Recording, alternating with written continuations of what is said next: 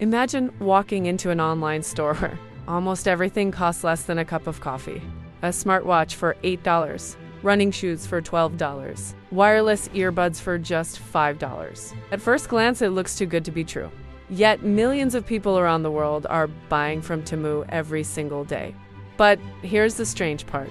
Many analysts believe Temu has spent enormous amounts on discounts, advertising, and promotions to grow rapidly, even if that meant losing money on many orders. Why would any company do that?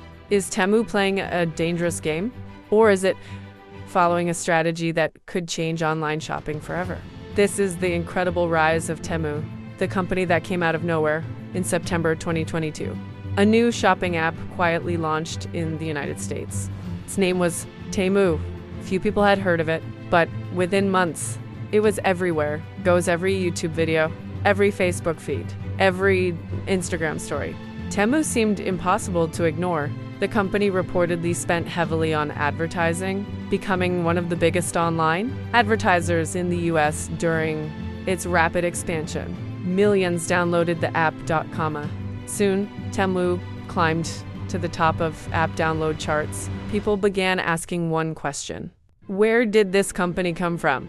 The answer begins thousands of miles away in China, the giant behind Temu. Temu wasn't created by a small startup.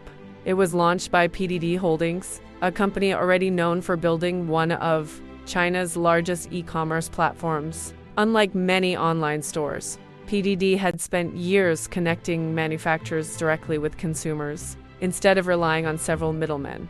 Factories could often sell products much more directly. That helped to lower prices. When Temu expanded internationally, it brought that same idea to global shoppers. But low prices alone weren't enough.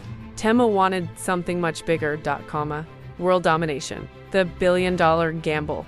Every new customer costs money. Advertising costs money. Discounts cost money. Free shipping costs money. Temu embraced all three.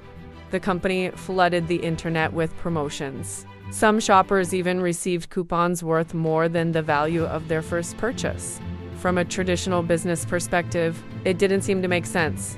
Why spend so much? Because Temu wasn't trying to maximize today's profits. It was trying to build tomorrow's customer base. The strategy is simple. If millions of people download your app, some will keep coming back. And if enough people stay, the business may eventually become profitable. It's a high-risk strategy, but it has been used before by other fast-growing technology companies. Amazon did something similar years before Temu existed. Amazon also prioritized growth over profits for long periods. Founder Jeff Bezos believed dominating the market first would create long-term advantages. Temu appears to be pursuing its own version of that idea, although the companies have very different business models. Grow first, improve profitability later. It's a strategy that can succeed, but only if customers continue returning after the promotions fade. The competition is watching. As Temu expanded, other retailers noticed. Established companies faced pressure to compete on price and convenience. Consumers benefited from more choices and competitive offers. But questions also grew about whether such deep discounts could continue indefinitely. For Temu, maintaining growth while improving profitability may become one of its biggest challenges, the biggest risk. Every business has a weakness. For Temu, it may be expectations. Customers who become accustomed to extremely low prices may not respond well if prices rise or promotions become less generous. The company's future depends on whether it can retain customers while building a sustainable business. Whether Temu ultimately becomes one of the world's dominant retailers or faces tougher challenges ahead.